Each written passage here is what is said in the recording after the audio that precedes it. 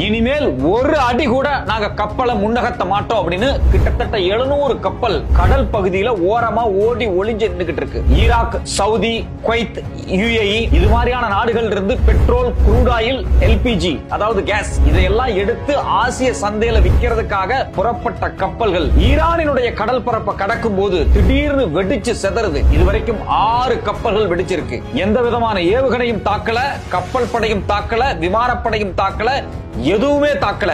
ஆனா அந்த குறிப்பிட்ட இடத்தை கிராஸ் பண்ணும்போது கடலுக்கு அடியில இருந்து தண்ணிக்குள்ள இருந்து கருப்பு பூதம் போல வந்து வெடிச்சு மொத்த கப்பலையும் மூழ்கடிக்குது. இத கண்டு பயந்து நடுங்கின கப்பல் ஓனர்கள் தங்களுடைய எல்லா கப்பல்களையும் ஓரமாக நிறுத்தி விட்டார்கள். சேதமாகக்கூடிய எந்த கப்பலுக்கும் நாங்க இன்சூரன்ஸ் தரமாட்டோம் அப்படின்னு உலகத்தில் இருக்கக்கூடிய சக்தி வாய்ந்த 5 இன்சூரன்ஸ் கம்பெனிகள் பின்வாங்கி இருக்கிறார்கள். இதனால் ஒட்டுமொத்தமாக இன்னும் 3 வாரத்துக்குள் இந்தியா, சைனா, ஜப்பான், கொரியா போன்ற நாடுகளுடைய பெட்ரோல் விலை 50 மடங்கு அதிகமாவதற்கான வாய்ப்பு இருக்கிறது. உண்மையிலேயே ஈரான் கடல் பகுதிக்குள்ள அடி ஆழத்துல இருந்து வந்து வெடிக்கக்கூடிய அந்த சக்தி வாய்ந்த பூதம் எது? இதுவரைக்கும் நேரடியா தாக்கப்பட்ட 5 கப்பல்களை கடலுக்கு அடியில இருந்து தண்ணிக்குள்ள இருந்து என்ன வந்து தாக்குச்சு? ஏன் கப்பல் ஒட்டுமொத்தமா செதஞ்சு போகுது? இதே போல இன்னும் 2 வாரத்துக்கு நீடிச்சது அப்படின்னா உலகத்தில் இருக்கக்கூடிய கிட்டத்தட்ட 400 கோடி மக்கள் எவ்வளவு மோசமா பாதிக்கப்படுவாங்க. வணக்கம், இது மெட்ராஸ் ரிவ்யூ.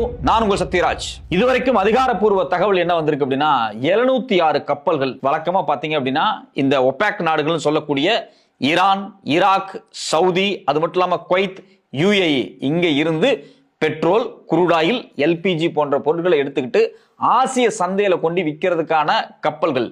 இது எதுவுமே கடந்த 24 மணி நேரமாக, குறிப்பாக மார்ச் 1, 2, 3 இந்த 3 நாள்ல அசைவற்று அங்கங்க துறைமுகத்தில் நின்றுகிட்டு இருக்கு. இதுவரைக்கும் பாத்தீங்க அப்படின்னா 5 டேங்கர் கப்பல்கள் மொத்தமா வெடிச்சு சதறி இருக்கு. ஒரு நாளைக்கு கிட்டத்தட்ட 20 மில்லியன் பேரல் பெட்ரோல், க்ரூட் ஆயில்களை எடுத்துட்டு ஆசிய சந்தையில கொண்டு போய் விற்கக்கூடிய இந்த மிக முக்கியமான கப்பல்கள் ஈரானினுடைய கடல் பரப்பான ஸ்ட்ரெய்ட் ஆஃப் ஹார்முஸை கடக்கும் போது தன்னால வெடிக்குது. இதுதான் ஒரு மிகப்பெரிய ஒரு பயத்தை ஏற்படுத்தி இருக்கு அந்த கப்பல்கள் எல்லாத்துக்கும். அதாவது ஸ்ட்ரெய்ட் ஆஃப் ஹார்முஸ் அப்படிங்கிறது ஒரு சின்ன ஒரு பகுதி. அது கிட்டத்தட்ட பாத்தீங்கன்னா 58 கிலோமீட்டர் ஒரு வளைவு, ஒரு பெண்டு கடல் பகுதியில. நீங்க ஈராக்ல இருந்து பெட்ரோல் எடுத்தாலும் சரி, யுஏஇல இருந்து வந்தாலும் சரி, குவைத்தா இருந்தாலும் சரி, இது எல்லா பெட்ரோல் கப்பல்களும் இந்த ஸ்ட்ரெய்ட் ஆஃப் ஹார்முஸை கடந்துதான் போயாகணும். உலகம் முழுக்க எண்ணெய் வர்த்தகத்துல கிட்டத்தட்ட 1/3, அதாவது 30-35% இந்த ரூட்ல தான் போயிட்டு இருக்கு, குறிப்பாக ஆசிய சந்தைக்கு. இது மட்டும் இல்லாம எல்பிஜி, ஒட்டுமொத்தமாக ஆசிய சந்தையினுடைய 80% எல்பிஜி கேஸ் வந்து இந்த ரூட் வழியா தான் போயிட்டு இருக்கு. இந்த பிசினஸ் பண்ணக்கூடிய மிகப்பெரிய கப்பல் நிறுவனங்கள் எல்லாமே பாத்தீங்கன்னா ஐரோப்பிய, அமெரிக்க நிறுவனங்கள் தான். இந்த கப்பல்களை இன்சூரன்ஸ் பண்ணது எல்லாமே மிகப்பெரிய நிறுவனங்கள். ஒரு பக்கம் பெட்ரோலை எடுத்து விற்கக்கூடிய மிகப்பெரிய கார்பரேட் நிறுவனங்கள். அந்த கார்பரேட் நிறுவனங்கள் இந்த கப்பல்களை பயன்படுத்தி தான் பெட்ரோலை வந்து ஒரு இடத்துல இருந்து இன்னொரு இடத்துக்கு, ஒரு நாட்டுல இருந்து இன்னொரு நாட்டுக்கு கொண்டு போய் விற்கிறாங்க. அந்த கப்பல்களும் மிகப்பெரிய கார்பரேட் உடையது. அதை இன்சூரன்ஸ் பண்ணியிருக்கிறாங்க, அதுவும் பெரிய கார்பரேட். இந்த பெட்ரோல், க்ரூட் ஆயில அந்தந்த நாடுகள்ல, இந்தியால, சைனால, கொரியால, ஜப்பான்ல வாங்கக்கூடியவங்களும் பெரிய பெரிய கார்பரேட் நிறுவனங்கள். ஒட்டுமொத்தமாக எல்லா கார்பரேட் நிறுவனங்களும் மிகப்பெரிய நெருக்கடியில் வந்து நின்றிருக்கிறார்கள். இந்த 700 கப்பல்கள் இன்னும் 2-3 வாரத்துக்கு நின்றுச்சு அப்படின்னா நம்ம ஊர்ல பெட்ரோல் 150 ரூபாயா மாறிடும். வேற வழியே கிடையாது. இந்த ஸ்ட்ரெய்ட் ஆஃப் ஹார்முஸ் ஈரானினுடைய கடல் பரப்பை கடக்காமல் ஒரு கப்பலும் போகவே முடியாது. குறிப்பாக ஒபேக் நாடுகள் கடந்த 5 ஆண்டுகள் எடுத்து பாருங்க. 2020ல 27% உலகத்தினுடைய எண்ணெய் தேவை அது வழியா தான் நடந்திருக்கு. 2021, 22ல 29%, 23ல 28%, 24, 25ல 27%. கிட்டத்தட்ட 27-30% எண்ணெய் தேவைகள் இந்த வளைகுடா வழியா தான் போயிட்டு இருக்கு. இதுல இன்னொரு முக்கியமான விஷயம் என்னன்னா, ஏற்கனவே வந்து அமெரிக்காவினுடைய கப்பலான ஸ்டென் இம்பேரட்டிவ் வந்து நேரடியா டீஸ் பண்ணி அடிச்சாங்க ஈரான். இது இல்லாம மார்ஷல் ஐலாண்ட்ஸ்ல இருந்து வரக்கூடிய எம்கேடி யுகோம் அப்படிங்கக்கூடிய கப்பல்களும் அடிவாங்கப்பட்டிருக்கு. கிட்டத்தட்ட 5 டேங்கர்ஸ் இது வரைக்கும் மிக மோசமாக அடிவாங்கப்பட்டிருக்கு. வழக்கமா வந்து மிசைல் வச்சு அடிப்பாங்க, இல்ல நேவி போட்ஸ் போய் அடிக்கும். இது இல்லை அப்படின்னா வேற ஏதாவது வந்து ஒரு ராக்கெட் லான்ச்சர்ஸ் வச்சு அடிப்பாங்க, வழக்கமா நடக்கும். இல்ல பிளைட், இதெல்லாம் எதுவுமே இல்லை. கப்பல் அந்த ஏரியாவை, குறிப்பிட்ட கடல் பரப்பை கடந்து போனாலே வெடிச்சிருது. ஸோ அப்ப அந்த கடலுக்குள்ள, தண்ணிக்குள்ள என்ன இருக்கு அப்படிங்கிற ஒரு கேள்வி வருது இல்லையா? அதுக்கு ரொம்ப முக்கியமான விஷயம் ஈரானினுடைய வாட்டர் எக்ஸ்ப்ளோஷன் டெக்னாலஜி ரொம்ப ரொம்ப முக்கியமானது. இதுக்கு பேர் என்ன சொல்றாங்க அப்படின்னா ஃப்ளோட்டிங் நேவல் மைன்ஸ். கன்னி வெடி இருக்கு பாத்தீங்களா, காலை வச்சோன்னே வெடிக்கும், அது வந்து தரையில் இருக்கும்.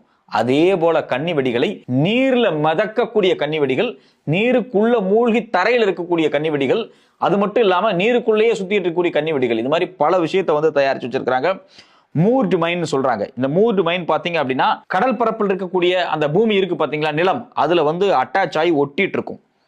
அது வந்து கப்பல் கடந்து போச்சு அப்படின்னா அது வந்து அந்த விசையை வச்சு அது வெடிக்கும்.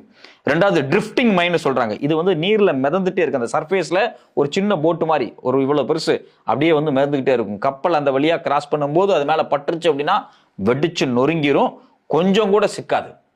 ஸோ இது வந்து ஒரு ஃபிக்ஸ்டு பொசிஷன்லாம் இருக்காது. அது நீர்ல அப்படியே சுத்திக்கிட்டே இருக்கும். அது கப்பல் கரெக்டா பட்டுருச்சுனாலே முடிஞ்சு, அவ்வளவுதான். மூணாவது பாத்தீங்க அப்படின்னா லிம்பட் மைன் சொல்றாங்க. இது முழுக்க முழுக்க வந்து டைரக்டா கப்பல் அந்த வழியா போகும்போது மேக்னெட்டை பயன்படுத்தி கப்பல்ல அட்டாச் பண்ணிடுவாங்க. அதுவே போய் அந்த மேக்னெட் சிஸ்டம் போய் கப்பல்ல ஒட்டி அதுவே வெடிச்சு செதறிடும். அடுத்தது பாத்தீங்கன்னா பாட்டம் மைன். இது ரொம்ப ரொம்ப முக்கியமானது. ஏற்கனவே நான் சொன்ன பாத்தீங்களா மூர்டு மைன். இந்த மூர்டு மைனை விட சக்தி வாய்ந்த ஒரு விஷயம் இந்த பாட்டம் மைன். இது ரொம்ப பெருசா இருக்கும். கடலுடைய அந்த தரப்பரப்பு இருக்கு பாத்தீங்களா, அதுல போய் பிக்ஸ்டா உள்ளேயே நின்றும். கப்பல் அதை கிராஸ் பண்ணி போகும்போது கப்பல் எழுப்பக்கூடிய அந்த வைப்ரேஷன் இருக்கு பாத்தீங்களா, அந்த வைப்ரேஷன்ல வந்து வெடிச்சு எக்ஸ்ப்ளோட் ஆகும். அப்ப கப்பல் வெடிச்சிடும். ஸோ அப்ப தண்ணிக்கு அடியிலையும் சரி, தண்ணியில மிதக்கிறதும் சரி, ஒரு குறிப்பிட்ட இடத்துல தண்ணியில நிக்கிறதும் சரி, இது மாதிரி கன்னி வெடிகள் நம்ம வந்து மைன்ஸ் சொல்லுவோம் இல்லையா, தரையில வைக்கிறது. இந்த கன்னி வெடிகளை நீருக்கு ஏத்த மாதிரி நேவல் மைன்ஸை, நீர் கன்னி வெடிகளை உருவாக்கி ஒட்டுமொத்தமாக ஈரானினுடைய கடல் பரப்பை தாண்டி எந்த கப்பலும் போகக்கூடாது அப்படிங்கிறதுக்காக அவ்வளவு வந்து உள்ள விதைச்சு விட்டுருக்காங்க. என்ன சொல்றாங்க ஒரு டேட்டா அப்படின்னா, கிட்டத்தட்ட 6000 கன்னி வெடிகள் கடல் பரப்பில் இப்போது உலாவி கொண்டிருக்கிறது அப்படிங்கிறாங்க. 6000 கன்னி வெடிகள். மொத்தமே கப்பலே பார்த்தீங்கன்னா வெறும் 700 தான். இந்த 6000 கன்னி வெடியை தாண்டி இந்த 700 கப்பல் போயிட முடியாது. இந்த 700 கப்பலும் வெடிச்சுது அப்படின்னா ஒண்ணுமே இல்லை. மொத்தமா உலகத்தினுடைய எரிபொருள் தேவை காலி ஆயிரும். ஏற்கனவே பாத்தீங்க அப்படின்னா கடந்த 3 நாள் யுத்தத்தை ஸ்டார்ட் பண்ணதுலயே இன்னைக்கு வந்து குரூட் ஆயிலுடைய விலை அதிகமாயிருச்சு. குரூட் ஆயில் 10% கூடி இருக்கு. ஒரு பேரல் வந்து $80 போயிருச்சு. அது மட்டும் இல்லாம ஐரோப்பிய நாடுகள்ல பிரான்ஸ், ஜெர்மனி, ஸ்பெயின், போர்ச்சுகல், இங்க எரிபொருள் உற்பத்தி கேஸ் இருக்கு பாத்தீங்களா, எல்பிஜி, கிட்டத்தட்ட 40% விலை கூடிருச்சு. இது எதுக்கு காரணம் அப்படின்னா, சவுதி அரேபியால இருந்து போகக்கூடிய அந்த எல்பிஜி இருக்கு பாத்தீங்களா, இது முழுக்க முழுக்க ஐரோப்பிய சந்தையில தான் வைக்கப்பட்டிருந்துச்சு. சவுதியில பாத்தீங்க அப்படின்னா அந்த ராஸ் தனுரா அப்படிங்கக்கூடிய ஒரு பெட்ரோல் பிளான்ட், அதாவது குரூட் ஆயில் பிளான்ட்டும், அதே போல ஒரு எல்என்ஜி பிளான்ட் கத்தாரி அப்படிங்கக்கூடிய அந்த பிளான்ட்டும் வெடிச்சு செதறிச்சு. ஸோ எல்பிஜி குரூடு சவுதிக்கு போறது எல்லாமே மிக மோசமா தடைபட்டிருக்கு. அது மட்டும் இல்லாம இதுல முக்கியமான ஒரு விஷயம் என்ன அப்படின்னா, சவுதி மாதிரியான நாடுகள், யுஏஇ நாடுகள் கடல் பரப்புல ஈரானுடைய அச்சுறுத்தல் ஏற்படும் தெரிஞ்சு பைப் லைனும் போட்டு வச்சிருக்காங்க. இந்த பைப் லைனையும் குறிபார்த்து ஈரான் அடிச்சுக்கிட்டு இருக்காங்க. ஸோ பைப் லைன் வழியாகவும் நீங்கள் குரூட் ஆயிலை எடுத்துட்டு போகவே முடியாது. இதுதான் இன்னைக்கு இருக்கக்கூடிய யதார்த்தமான ஒரு சூழல்.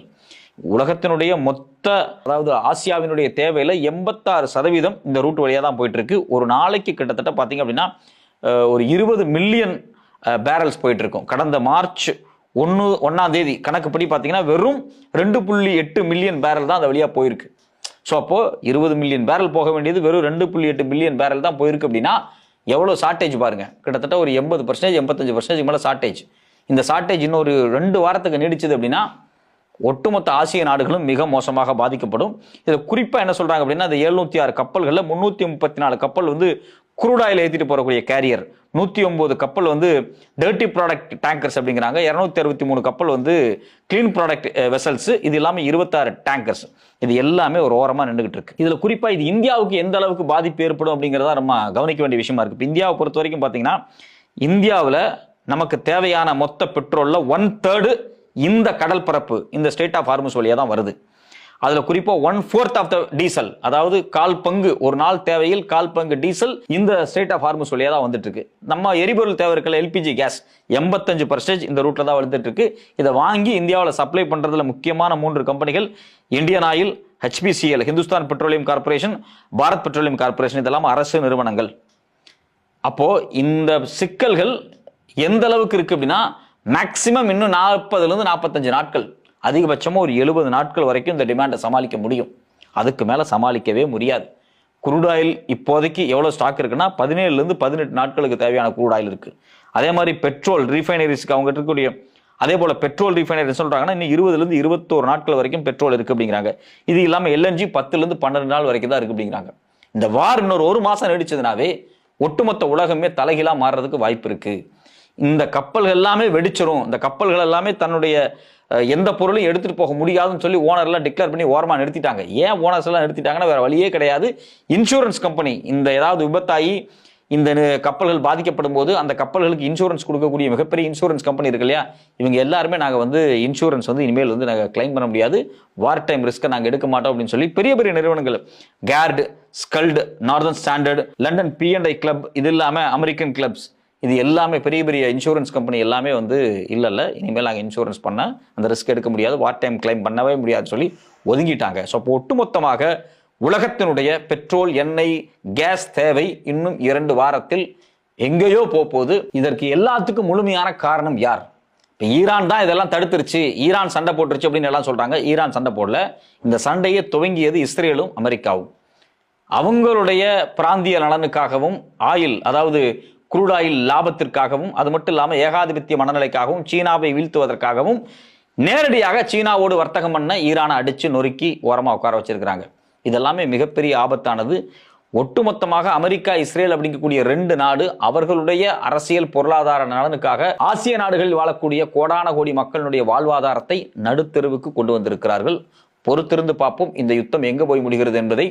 திரும்பவும் சொல்கிறேன், ஈரான் வெளிப்படையாக சொன்னார்கள், இந்த யுத்தத்தை நீங்கள் வேண்டுமானால் துவங்கலாம், ஆனால் முடிப்பது நாங்களாகத்தான் இருக்கும் என்கிறார்கள். அந்த முடிவு இந்த ஸ்ட்ரைட் ஆஃப் ஹார்முஸ் அப்படிங்கக்கூடிய அந்த நீரணையை ஒட்டித்தான் இருக்கிறது.